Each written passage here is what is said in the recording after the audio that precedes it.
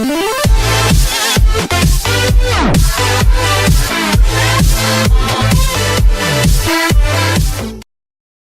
Girardi to the Nationals. The question is no longer theoretical. Here is your lifeline, Washington Nationals. We have gone from theory to reality in 24 hours. Joe Girardi no longer manages the New York Yankees.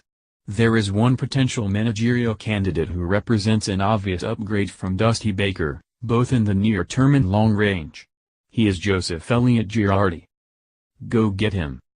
The Yankees' decision Thursday to let go of their manager for the past 10 seasons, and 1 World Series title, and 6 playoff appearances and an upset of the Cleveland Indians in this year's postseason, now rivals the Nats' decision to part with Baker as the most staggering of this offseason.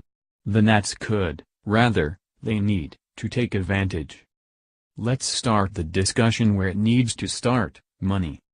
If the Nationals, and by the Nationals here, we are speaking of the Lerner family, which owns the team, are going to even consider Girardi, they have to go in with 2 things wide open: their eyes and their wallet.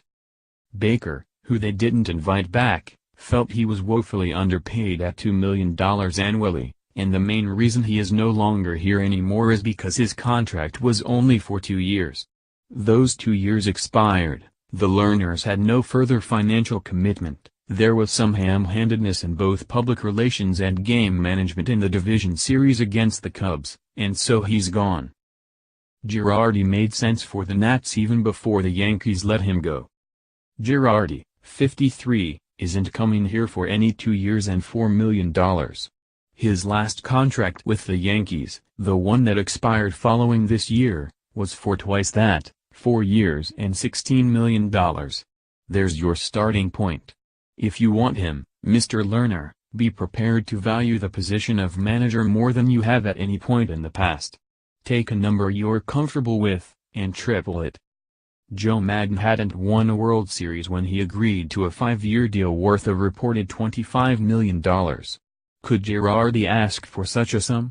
Sure. We don't yet know that Girardi will require that, or that the Nationals will even inquire about Girardi's needs. But logic tells you General Manager Mike Rizzo, who did not return a message Thursday, has to reach out. Followed that logic further, and Rizzo has the toughest sell job of his career to his own bosses. If Rizzo calls Yankee General Manager Brian Cashman and gets a favorable report on Girardi, and, given their long run together, why wouldn't he? And the rest of Rizzo's reporting reveals no red flags, then he must present a case to ownership that what they have before them is an opportunity. Forget the money it will cost. Consider it found money. With Rizzo's counsel in the offseason following the 2015 season, the Nationals agreed to a 3-year, $15 million deal with reliever Sean Kelly. So, frame it that way. Kelly has authored one good, solid season, 2.64 ERA in 2016, and one horrendous, injury-plagued season, 7.27 ERA in 2017, with 1 year to go. Pitch it to ownership like this: isn't a manager of Girardi's caliber worth as much, in dollars, as a middling reliever on which you can't rely? The Nats would be buying consistency and offsetting the volatile air around the club now. Girardi's side is important in this, too. On Thursday, in the hours after the Yankees announced they would not bring him back, a person close to the, now former, manager said the situation was too fresh, and we couldn't yet analyze whether Girardi would want to move on to the Nationals, or anywhere else, immediately.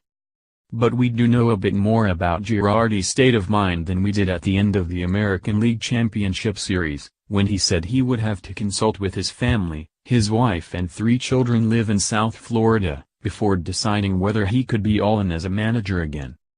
On Thursday, Girardi issued a statement that thanked just about everybody in the Yankee organization. But it opened with this: with a heavy heart, I come to you because the Yankees have decided not to bring me back. Sounds like someone who was ready to reload for another run. He just needed to be asked. Now, someone else will have to ask.